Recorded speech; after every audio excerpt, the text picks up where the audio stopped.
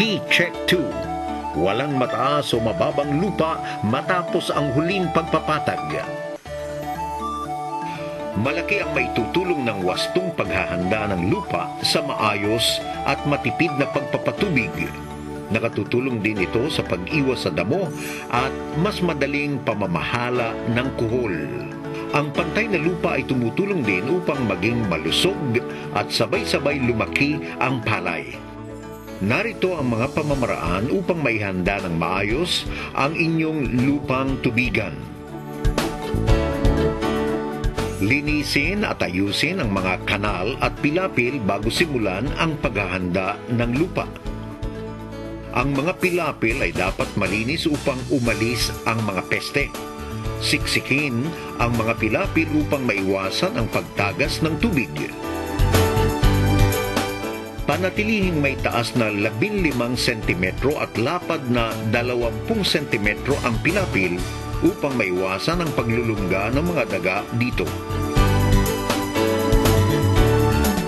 Patubigan ang pinitak upang lumambot ang lupa at tumubo ang mga nahulog na buto ng palay at damo. Araruhin ang pinitak ng may lalim na 10 hanggang 15 sentimetro. Gawin ito 3 hanggang 4 na linggo bago maglipat tanim o magsabog tanim. Kailangan ng sapat na panahon upang mabulok ang mga damo, dayami at pinaggapasan. Mas mabilis ang pagkabulok ng mga ito kung ang lupa ay pananatilihing mamasa-masa.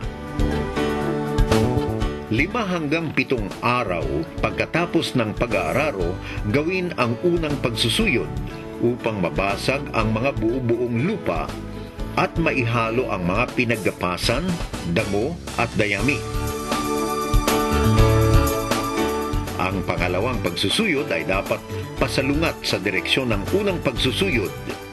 Ito ay para lalong maihalo ang pinaggapasan at mga tumubong damo at palay. Ito rin ay nagsisilbing unang pagpapatag.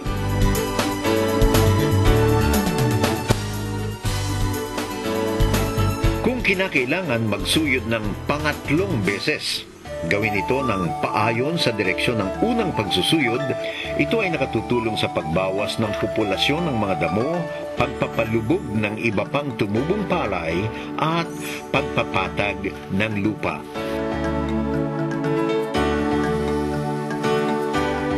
Isang araw bago maglipat tanim o magsabog tanim, patagin ang lupa. Gumamit ng paletang kahoy na nakakabit sa hand tractor o kaya'y paletang hila-hila ng kalabaw.